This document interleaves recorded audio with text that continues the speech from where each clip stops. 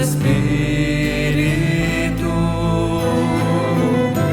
Ven, fuego de Dios, enciende en mí tu fuego de amor y forma en mi interior la imagen de Cristo el Señor.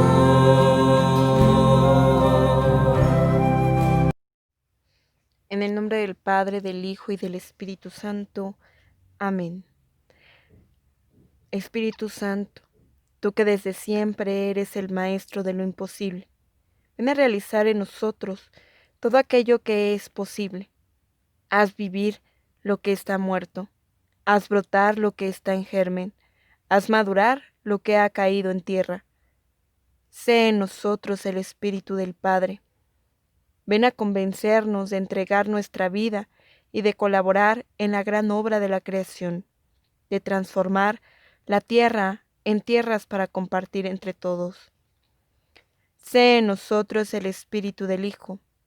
Ven a enseñarnos a pasar por la cruz para abrir el camino de tu reino y a vivir confiadamente tanto las pruebas como las alegrías de la vida.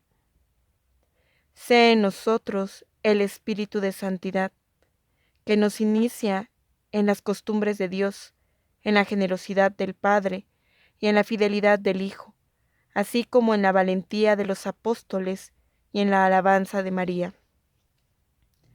Sé en nosotros el Espíritu que está siempre creando una humanidad nueva, que vuelve a crear nuevas libertades cuando ellas desfallecen, que mantiene la esperanza aún en medio de la violencia, que de nadie desespera, ni aun de aquellos que nada esperan de Dios.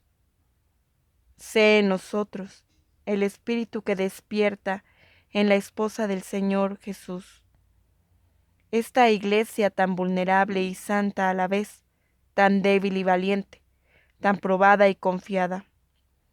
Danos a cada uno el don de encontrar nuestro lugar en este gran cuerpo de Cristo y de consagrar todo nuestro ser a su crecimiento, para que el mundo tenga vida, la verdadera vida, aquella que se encuentra al perder la propia contigo. Gracias a ti, oh Maestro de lo imposible. Amén. Espíritu Santo, llega a cada uno de nosotros, enciende en nuestros corazones el fuego del amor divino, para que una vez llenos de ese fuego podamos encender otros corazones, corazones dispuestos, disponibles, siempre al encuentro del Señor.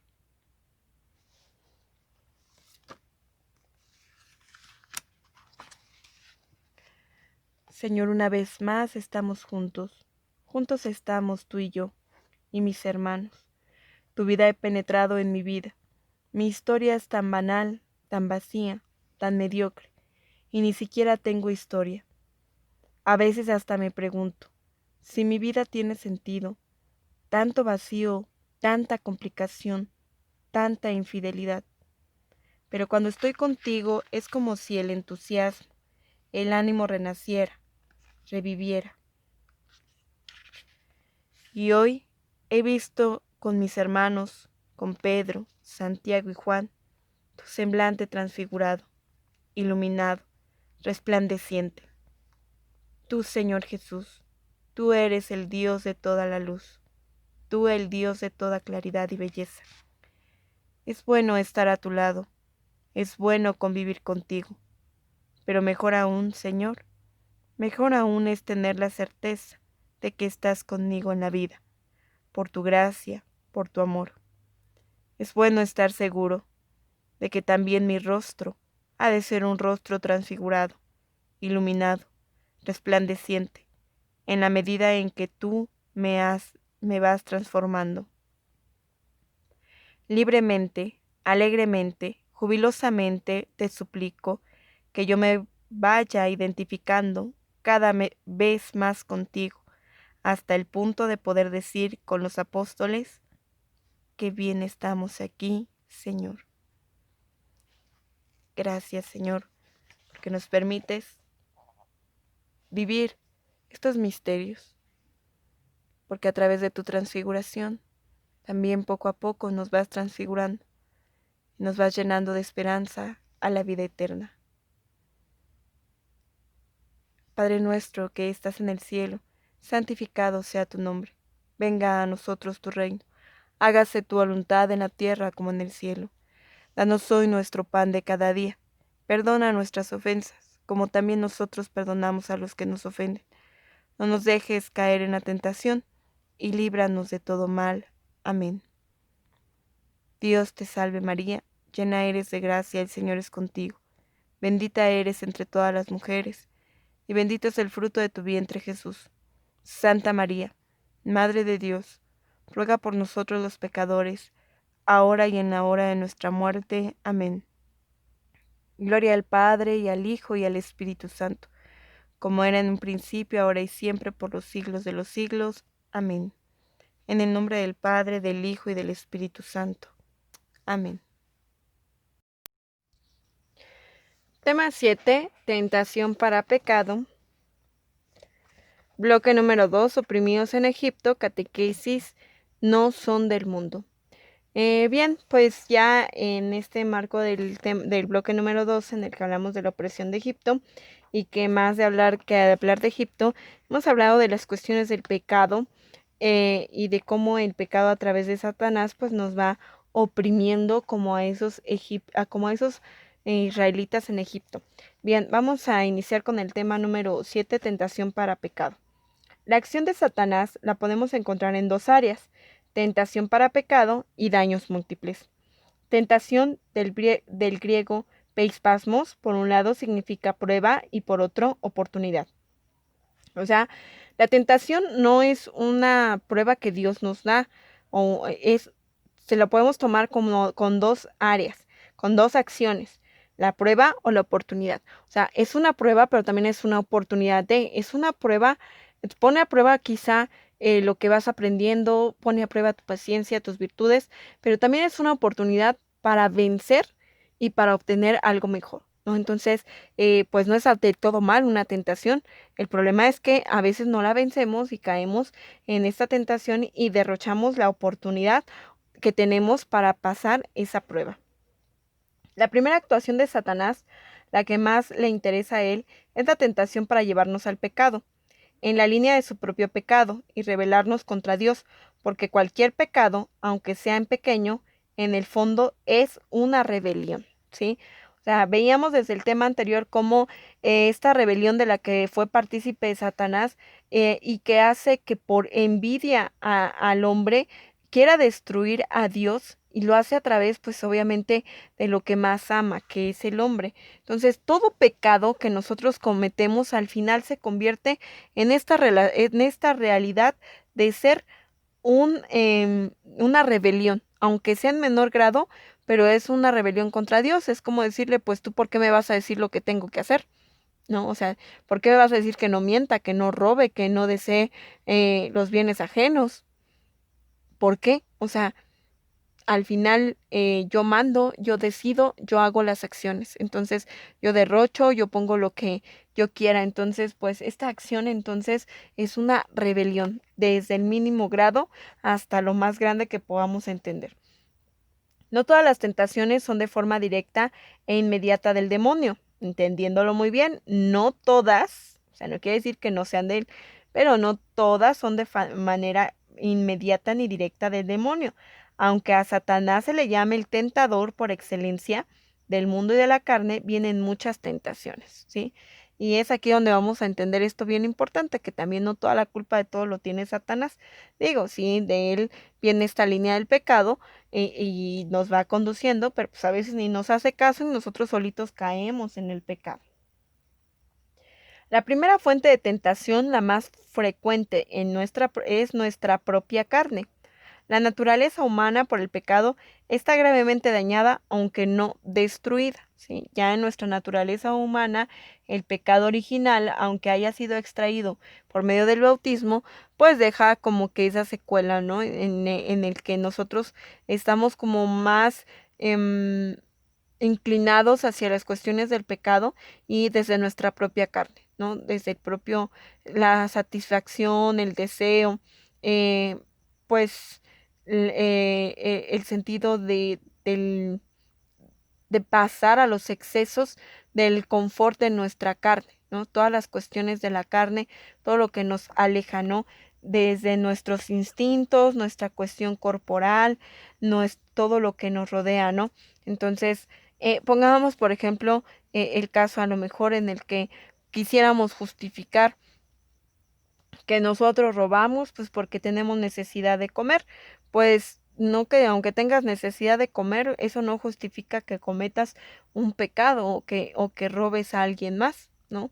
Para eso existe el trabajo, para eso existe incluso el ofrecimiento en el ayuno, para eso existe las virtudes que veíamos la vez pasada, como la diligencia, ¿no? El que seamos activos, el que nos acomidamos, ¿no? Y entonces a lo mejor va a llegar el pan necesario. Sin embargo, bueno, a veces decimos, es que tenía demasiada hambre, entonces pues por eso me justifico de esta acción, o es que estaba demasiado cansado y estresado, por eso tuve esta parte de la ira, ¿no? Entonces, pues a veces no es que el demonio te ponga la tentación, tú mismo lo haces, ¿no?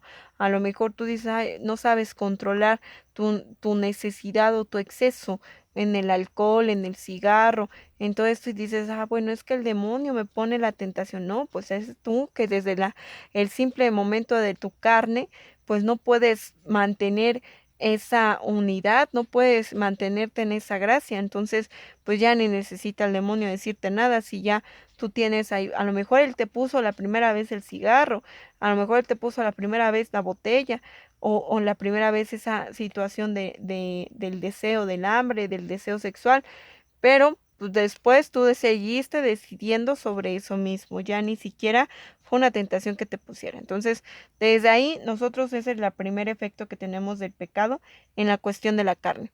La segunda tentación es en el mundo, los falsos patrones del mundo que nos invitan a lo contrario del reino de Dios, ¿no? Entonces, ahí cuando pues ya empezamos a desear que el celular, que porque el otro tiene una mejor casa, un mejor carro, que yo me quiero vestir así, que yo quiero tener esta cantidad de zapatos, que ya no tengo que ponerme, que ya no tengo, ya no sé ni qué hacerme.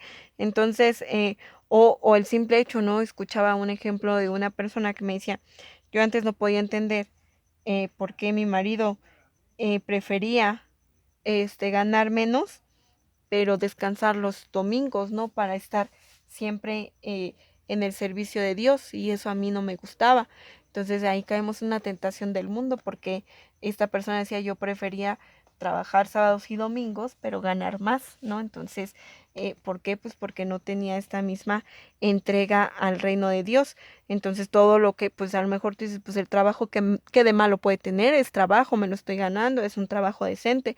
Sin embargo, cuando se pone por encima de los intereses del reino, pues entonces, qué tan bueno puede ser, ¿no? Entonces, esta es la segunda tentación, la del mundo, en donde entra pues a lo mejor tu trabajo, tu dinero, las cuestiones económicas, sociales, políticas, incluso hasta la propia familia, se puede convertir en una tentación del mundo.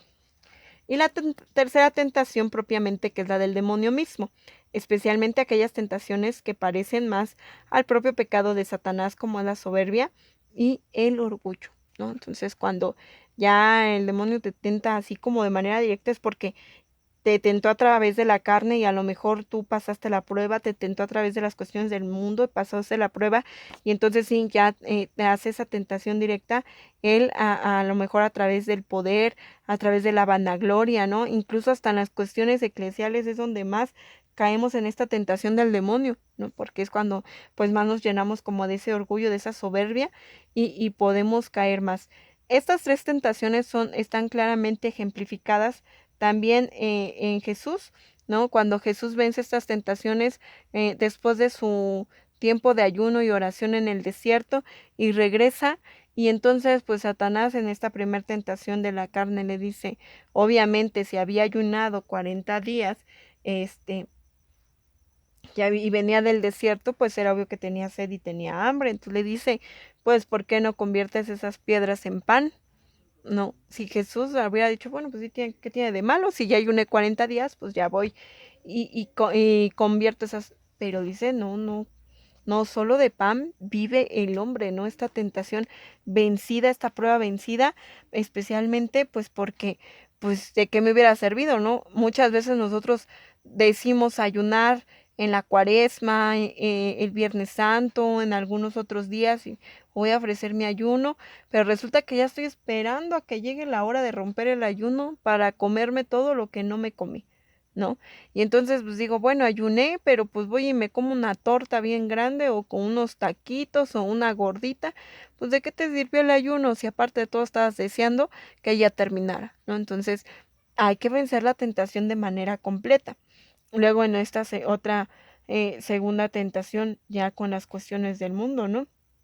Incluso el demonio Satanás se atreve a tentar a Jesús con la misma palabra de Dios, ¿no? Entonces le muestra todo el reino y dice, todo esto es tuyo, puede ser tuyo, si tú te rindes ante mí, ¿no? Y entonces le dice, pues no, tampoco.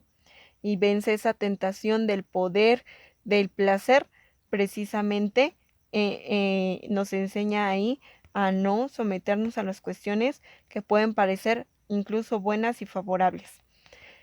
Y la tercera tentación, cuando pues ya le dice, pues aviéntate, ¿no? Al fin que dice la palabra de Dios que mandará una legión de ángeles y nada te va a pasar. Y Jesús le responde, no tentarás al Señor tu Dios, ¿no? Cuando le pide también que pues se ponga de rodillas ante él, ¿no? Y le dice, pues no, ¿qué te pasa, no? Todo esto lo podrás tener si pues solo únicamente pues te postras ante mí o me aceptas, pues no. Y a veces a nosotros nos es tan fácil pues doblegarnos ante las cuestiones del mundo, ante las cuestiones del demonio. Pero obviamente estas tentaciones pues son como graduales, o sea, en medida de que si no te puedo tentar por medio de la carne, o tú desde el principio caíste con cuestiones tan sencillas que son las de la carne, pues ya el mundo pues ya será algo más fácil, ¿no? Sin embargo, si tú te dominas a ti mismo, dominas tus pasiones y no te dejas vencer por la carne, pues entonces vendrán las tentaciones del mundo y también tendrás que dominarte, dominar esas situaciones, mantenerte en esa prudencia y entonces a lo mejor sí, la tentación directa del demonio pues será menos difícil de hacer, pues de poder vencerse, aunque no deja de ser una prueba. Jesús en Getsemaní dice, velen y oren para que no caigan en tentación.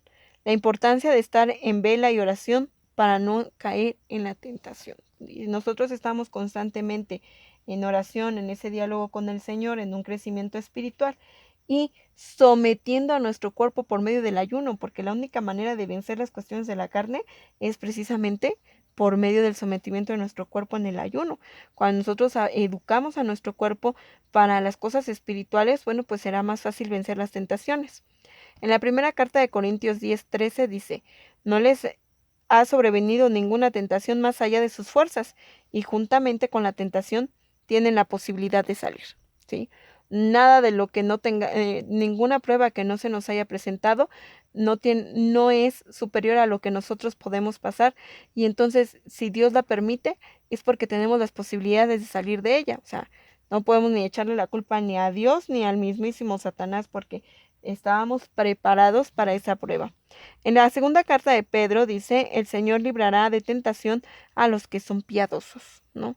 Pero en una piedad de esa piedad santa del don de Dios, ¿no? Del don del Espíritu Santo, en el que pues en la piedad nosotros estamos ante ese sometimiento a Dios, ¿no? Entonces, no nada más de la piedad de las que están ahí todo el tiempo en la iglesia dándose golpes de pecho, no, sino aquellas que son practicantes de la religión.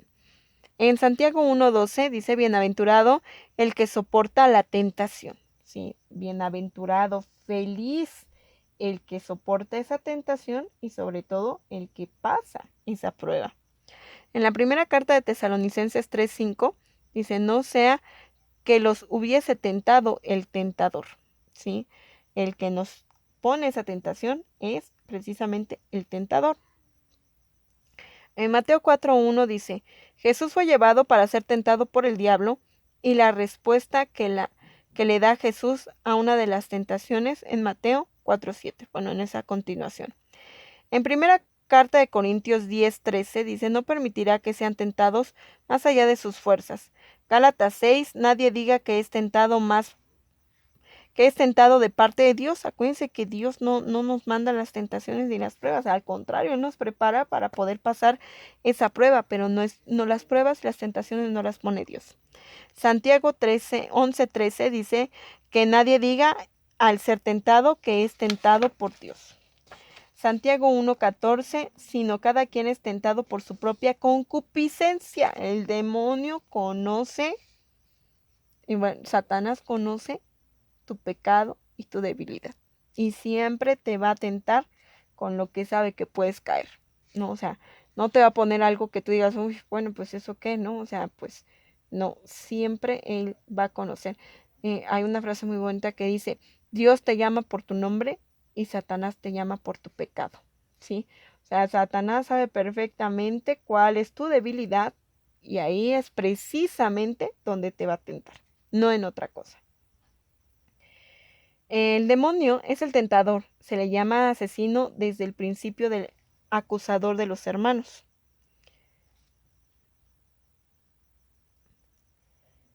Una de sus primeras acciones en nosotros es poner trampas para que caigamos aceptando el pecado, rompiendo la comunión con Dios. No, siempre no te va a obligar a pecar, nunca. Satanás no te va a obligar jamás a hacer algo que tú no aceptes voluntariamente. Sí, o sea, va a buscar la manera de que tú lo veas bueno, de que tú creas que está bien lo que estás haciendo. Sin embargo, él jamás te va a obligar. No puede porque pues, pasaría por la voluntad que Dios mismo nos ha dado, la capacidad de decidir. Entonces él no puede, pero nos pone trampas y nos seduce para que podamos aceptarlo sin mayor problema. No todas las tentaciones son de forma directa e inmediata de Satanás. En el fondo, de alguna manera está él, en lo que implica destruir la obra de Dios, impedir el reino de Dios, dañar al hombre y la creación. No todas las tentaciones vienen de forma directa, pero sí, muy en el fondo él tiene mucho que ver. Es como les decía hace rato, a lo mejor en la primera vez que te va a tentar, pues sí te pone pues una situación que te debilita, pero después hasta tú mismo la escoges, ¿no? O sea, sí está en el fondo, pero pues también es mucho de lo que nosotros hacemos a veces con nuestra propia vida y las decisiones que tomamos. El pedir exorcismo será solo cuando se discierne que el demonio de forma directa o inmediata es la causa del problema, si no, el remedio será otro, ¿no? O sea, no porque tengas malos sueños o porque seas un pecador o eso, pues ya digas, ay, pues es que el demonio me posee, ¿no? O sea, pues no te posee, más bien tú has dejado que, que, que tome autoridad, que tome el trono de tu vida. Sin embargo, pues no hay una posesión directa, de eso ya hemos hablado en los temas anteriores. ¿Qué es un exorcismo, no? Porque pues aquí nos habla de esta situación del exorcismo. El exorcismo es una antigua y particular forma de oración que hace un ministro ordenado de la Iglesia en nombre de Jesucristo y por el poder que Jesucristo ha otorgado a la Iglesia para liberar del poder de Satanás. Por lo tanto, no es una oración personal, sino es una oración de la Iglesia. Cuando la Iglesia pide públicamente y con autoridad en nombre de Jesucristo que una persona u objeto sean protegidos contra las acechanzas del maligno y sustraída a su dominio, se habla de exorcismo. Jesús lo practicó en varias ocasiones, lo podemos ver en Marcos 1:25.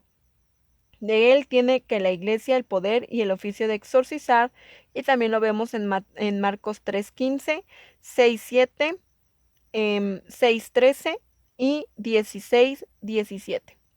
En forma simple, el exorcismo tiene lugar en la celebración del bautismo. El exorcismo solemne solo puede ser practicado por un sacerdote con el permiso de su obispo. En estos casos es preciso proceder con prudencia y observando estrictamente las reglas establecidas por la Iglesia. El exorcismo intenta expulsar a los demonios o liberar del dominio demoníaco gracias a la autoridad espiritual que Jesús ha confiado a su Iglesia. Muy distinto es el caso de las enfermedades, sobre todo psíquicas, cuyo cuidado pertenece a la ciencia médica.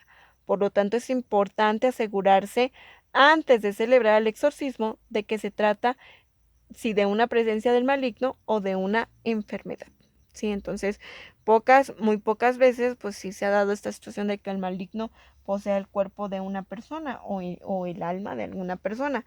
No es imposible, lo vemos incluso en algunos ejemplos en el Evangelio. Sin embargo, no siempre cualquier situación es una cuestión del maligno, a veces son cuestiones médicas y de salud, ¿no? Entonces, incluso pues de una salud mental por tantas cosas a veces que el ser humano hace o practica. Entonces esto lo podemos encontrar también en el Catecismo de la Iglesia Católica en el número 1673, y es importante el saber que el exorcismo pues solo lo puede hacer un sacerdote, pues al que se lo permita su obispo, ¿no? No cualquier sacerdote lo puede hacer. Hay exorcismo en menor grado, como el propio bautismo, la confesión, que es un grado también de exorcismo, pues nos libera de las cuestiones del pecado, pero pues no como lo pensamos, ¿no? Entonces, pues si hay por ahí personas, padres o laicos, porque los laicos ni siquiera lo pueden hacer, diciendo que pues andan exorcizando, pues no lo pueden hacer. Habrá quizá en la iglesia algún laico que tenga ese carisma. Sin embargo, a lo mejor de enfrentar a Satanás como todos lo podemos hacer desde nuestras propias batallas espirituales. Sin embargo, bueno, a este grado de exorcismo pues solo la Iglesia confiere ese poder porque Jesucristo lo ha conferido. ¿Ok? Bien, en el documento de Aparecida número 156 dice: la vocación al discipulado misionero es con vocación a la comunión de su iglesia. No hay discipulado sin comunión. Ante la tentación muy presente en la cultura actual, el ser cristiano sin iglesia y las nuevas búsquedas espirituales individualistas, afirmamos que la fe en Jesucristo nos llegó a través de la comunidad eclesial y ella nos da una familia y una familia universal de Dios en la Iglesia Católica. La fe nos libera del aislamiento del yo porque nos lleva a la comunión. Esto significa que una dimensión constitutiva del acontecimiento cristiano es la pertenencia a una comunidad concreta, en la que podamos vivir esta experiencia permanente de discipulado y de comunión de los sucesores de los apóstoles y con el Papa. Un documento de Aparecida 156. Es decir, ¿y esto qué tiene que ver con lo que vimos? Bueno, pues que el vivir en iglesia nos va a ayudar bastante a salir del yo, del egoísmo, de la soberbia, y cuando nosotros pertenecemos a una comunidad en concreto, pues nos ayuda a liberar sobre todo, a librarnos principalmente de las tentaciones del maligno. Del documento Aparecida en el número 383 dice: señales evidentes de la presencia del reino son la vivencia personal y comunitaria de las bienaventuranzas, la evangelización de los pobres, el conocimiento y el cumplimiento de la voluntad del Padre, el martirio por la fe, el acceso de todos los bienes de la creación, el perdón mutuo, sincero y fraterno, aceptando y respetando la riqueza de la pluralidad, y la lucha para no sucumbir a la tentación y no ser esclavos del mal. Entonces, pues por medio de la vivencia, dice, comunitaria de las bienaventuranzas, pues podemos sucumbir a la tentación, luchar contra esa misma tentación y no ser esclavos del mal. Las citas de esta semana son la primera carta de Corintios en el capítulo 10 del versículo 1 al 22.